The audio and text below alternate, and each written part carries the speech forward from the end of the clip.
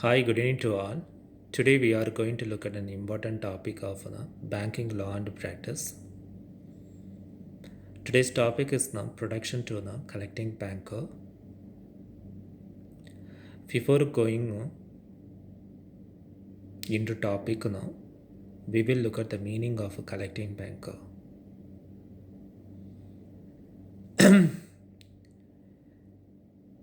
Here is the two terms now are the widely used as the collecting banker and the paying banker. We can understand these terms now through an example. For example, Mr. A has an account with Canara Bank who issues a check towards Mr. B.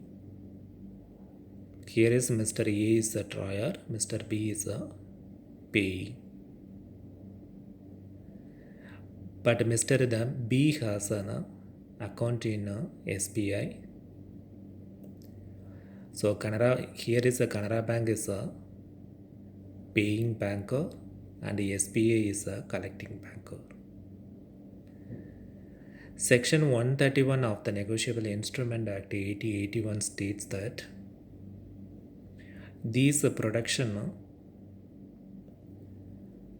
to collecting banker only depends on the instrument act of a check, not other instrument of primary promissory note or bill of exchange.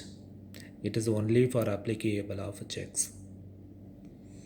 A banker who has in good faith and without negligence received payment for a customer of a check, crossed generally or specially to himself, shall not in case the title to the check proves defective, incur any liability to the true owner of the check by reason only of having received such payment. The receiver bank, which means the collecting banker, is in good faith and without negligence received a payment from the paying banker.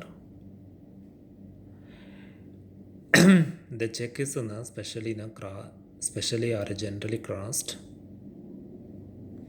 Later on, it has proven that the check is that effective. That time the paying banker is liable to that forgery. The collecting banker gets a protection from the act of 131, section 131. Collecting banker can claim protection against a conversion if the following conditions are fulfilled. To get a protection from statutory, collecting banker can be fulfilled these conditions. The first one is the good faith without negligence. Statutory protection is available when a collecting banker receives payment in good faith and without negligence. Here is a good faith means honestly and without a notice or interest of dishonesty or fraud, and does necessarily require carefulness. It's all related to moral behavior. Collecting banker should be faith with more carefulness. Negligence means a failure to exercise reasonable care. The banker should have exercised reasonable care and diligence.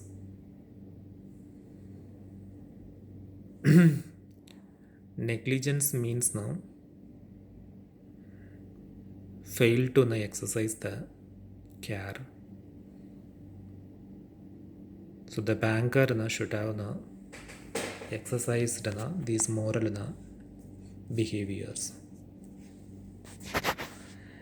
The next the next one collection for a customer. Statutory protection is available if a collecting banker collects on behalf of his customer only.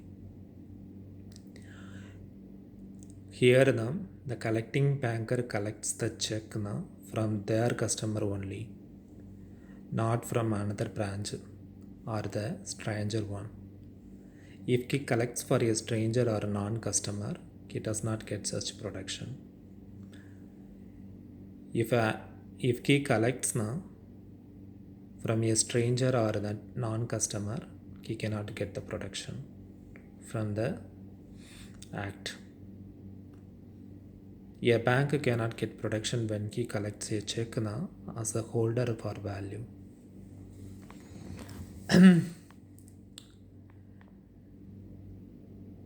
It is not possible to get a protection if he the collecting banker holds the check for value.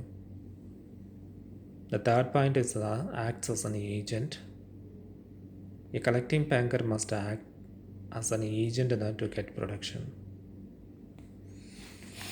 Bank sometimes act as an agent to get to facilitate their customer transactions easily to clear the electricity bills, the telephone bills. That time the bank acts as an agent. So the collecting banker must act as an agent to get protection. He must receive the payment as an agent and not as a holder under the independent title. If the collecting banker acts as a holder, he cannot get the protection. The banker as a holder for value is not competent to claim protection from liability in conversion. In case of a forgery, the holder for value is liable to the true owner of the check. If the check is now forgery, is in forgery activities now, the holder for value is liable to the consequences. The true owner is not liable for that forgery. The next one is crossed checks. Crossed checks means it's an instrument the banker should transfer the value of a check to the special account holder. We cannot encash the check from the crossed checks. Statutory protection is available only in case of crossed checks. It's not available in case uncrossed or open checks because there is no need to collect them through a banker. Because there is no endorsement activity happened in open checks or uncrossed checks. Crossed checks is mainly with two parallel transverse lines, which means the banker should deposit into the account holders. Checks must be crossed period to the presentment to the collecting banker for the clearance.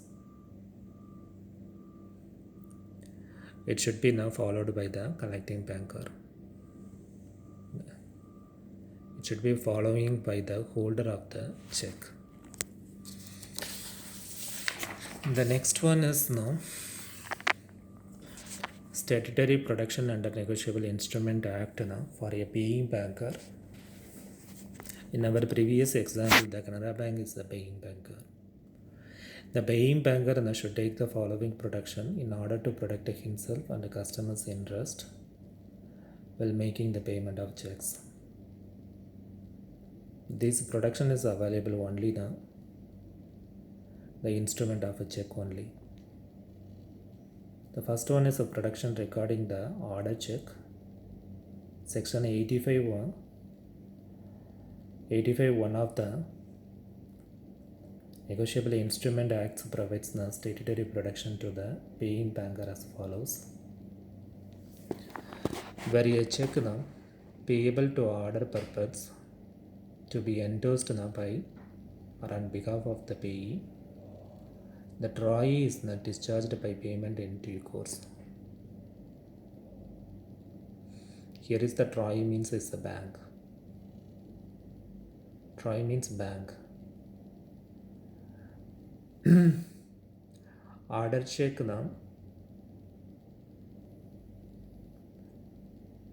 if an order check means after the payee name is mentioned as to order, it's called order check. If you found the forged endorsement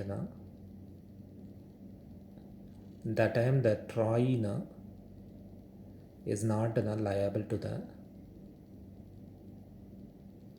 drawee is not liable. The paying banker should get protection from the paying banker get protection from the act. Protection in case of a bearer checks. Section 85(2) of the Negotiable Instrument Act 1881 states whereas a check is originally expressed to be payable to bearer, the drawee is discharged by payment in due course to the bearer thereof, notwithstanding any endorsement whether in full or in blank appearing thereon, notwithstanding that any such endorsement purpose to restrict or exclude further negotiation. In that point, the important word is notwithstanding any endorsement whether in full or in blank appearing thereon, notwithstanding that any such endorsement purpose to restrict or exclude further negotiation. The forged endorsement that happened here. For example, Mr. A issues a check towards Mr. B.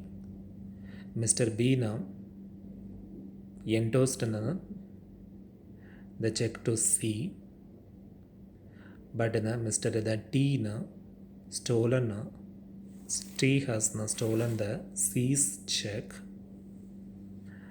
and he went to the collecting banker to clear their check. That is that may be in HDFC. Here is the liable bank is Mr. the HDFC and the Canara Bank. So the paying banker get protection from the act. The third one is a protection in case of a crossed check. Section 128 of Negotiable Instrument Act 1881.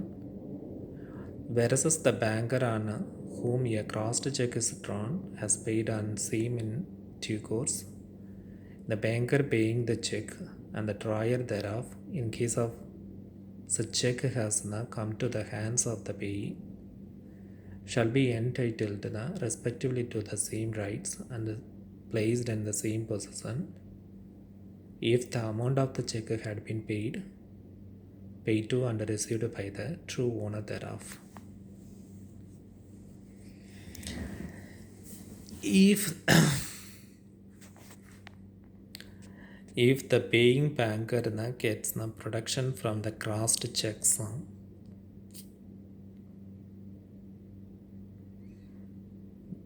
from the forged endorsements. Protection in case of a draft Section 85A Act of the Negotiable Instrument Act 1881 states that a drafts drawn by any branch of a bank on another payable to order, where any draft there is an order to pay money drawn by any office of another office of the same bank for a sum of money payable to order and demand, purports not to be endorsed by or on behalf of the payee, The bank is discharged by payment in due course.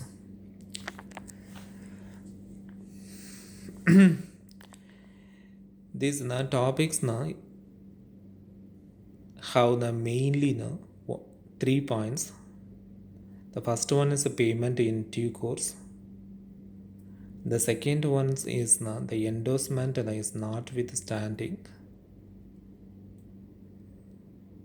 whether in full or in blank appearing there are notwithstanding that any such endorsement purpose to restrict or exclude the further negotiation. And mainly happen this with the forged endorsement. Thank you. We will see you again with another session. Until then, stay tuned, stay blessed. Bye.